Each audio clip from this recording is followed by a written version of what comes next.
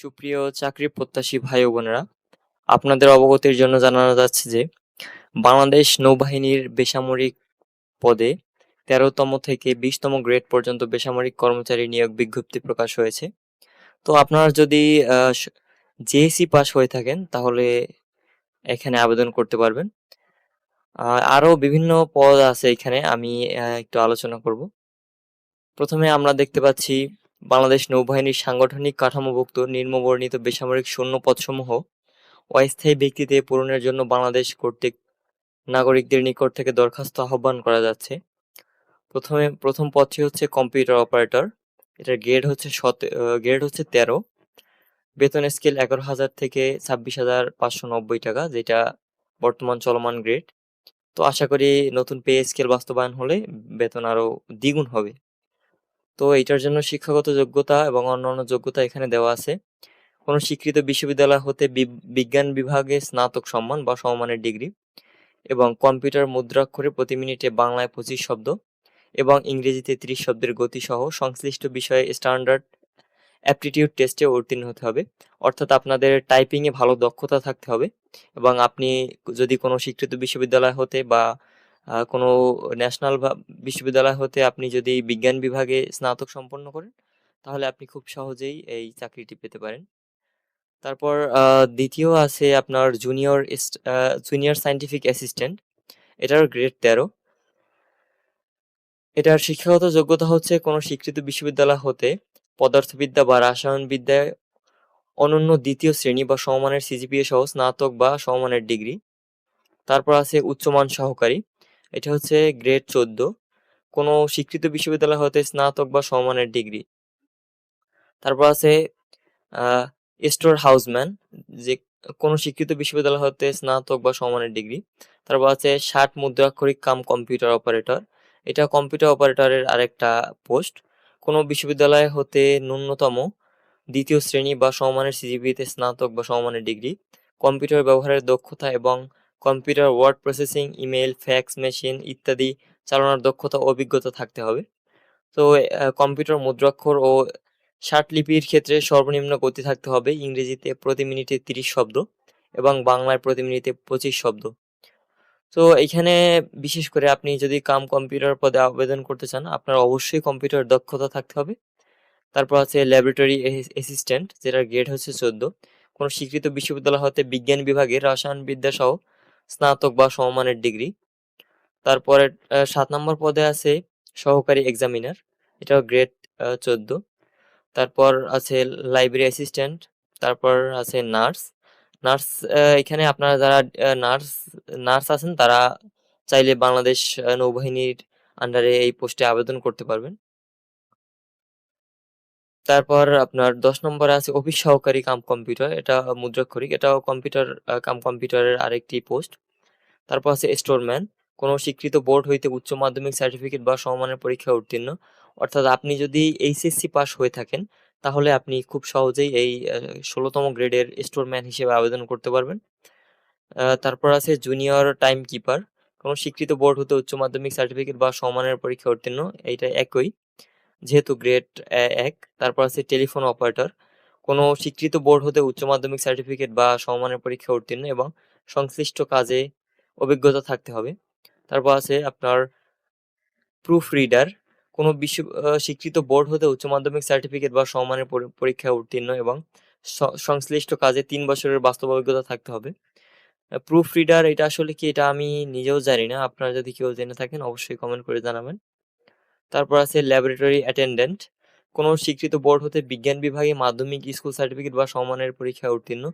এটা হচ্ছে 17তম গ্রেডের। আপনি চাইলে কোনো মাধ্যমিক বোর্ড থেকে, অর্থাৎ আপনি যদি এসএসসি পরীক্ষায় বিজ্ঞান বিভাগ থেকে উত্তীর্ণ হন তাহলে এই পদের জন্য আবেদন করতে পারবেন। তারপর আছে ট্রেসার, যেটা কোনো স্বীকৃত বোর্ড হতে মাধ্যমিক স্কুল সার্টিফিকেট ও সমমানের পরীক্ষা উত্তীর্ণ এবং কোনো স্বীকৃত বোর্ড হতে ইনস্টিটিউট বা প্রতিষ্ঠান হতে ট্রেড কোর্স সম্পন্ন।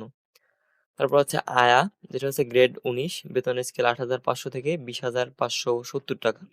কোনো স্বীকৃত বোর্ড হতে মাধ্যমিক স্কুল সার্টিফিকেট বা সমমানের পরীক্ষা উত্তীর্ণ এবং সংশ্লিষ্ট কাজের বাস্তব অভিজ্ঞতা থাকতে হবে। যারা আয়া পদে আবেদন করতে চান তারা শুধুমাত্র এসএসসি পাশে আবেদন করতে পারবেন। তারপর হচ্ছে এমটি ক্লিনার, ৮ম শ্রেণী বা জুনিয়র স্কুল সার্টিফিকেট বা সমমান পরীক্ষা উত্তীর্ণ। আমি আগেই বলেছি যারা জেএসসি পাস বা ৮ম শ্রেণী পাস আছেন তারাও সরকারি চাকরি পেতে পারেন খুব সহজেই।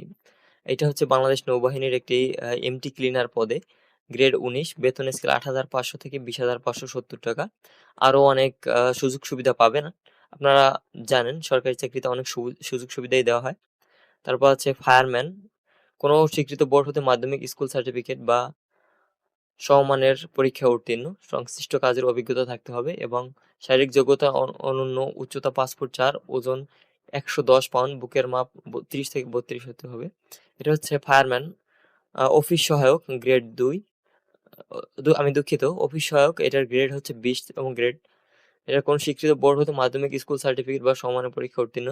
তারপর আছে লস্কর, এটা ৮ম শ্রেণী পাস হলেই বা আপনি যদি জেএসসি পাস করে থাকেন তাহলেই অবশ্যই আপনি এই লস্কর পদে আবেদন করতে পারবেন। তারপর আছে বাবুর্চি, এটাও গ্রেড ২০, এটা আপনি ৮ম শ্রেণী পাস এবং যদি আপনার রান্নার কাজে বা বাবুর্চি কাজে যদি আপনার যদি সংশ্লিষ্ট অভিজ্ঞতা থাকে তাহলে আপনি খুব সহজে এখানে আবেদন করতে পারবেন। আরো অনেকগুলো পদ আছে, আমি একে একে সবগুলো আপনাদেরকে দেখাবো। এটা হচ্ছে আপনার ওয়ার্ড বয় গ্রেড ২০, এটাও ৮ম শ্রেণী পাস হলে আবেদন করতে পারবেন। ফিল্ড হেলথ ওয়ার্কার, এটাও ৮ম শ্রেণী পাস হলে আবেদন করতে পারবেন। গার্ডেনার, ৮ম শ্রেণী পাস হলে আবেদন করতে পারবেন।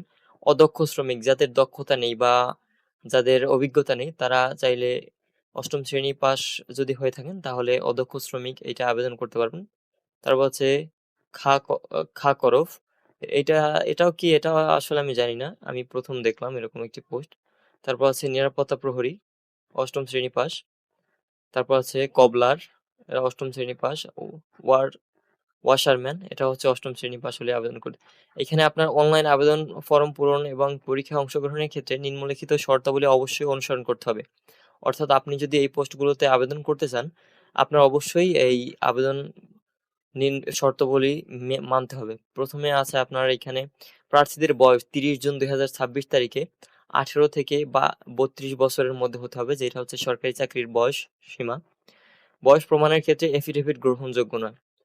তারপর আছে সরকারি, আধা সরকারি ও স্বায়ত্তশাসিত সংস্থায় চাকরিরত প্রার্থীগণকে অবশ্যই যথাযথ কর্তৃপক্ষের অনুমতিক্রমে আবেদন করতে হবে এবং মৌখিক পরীক্ষার সময় অনুমতিপত্র দাখিল করতে হবে।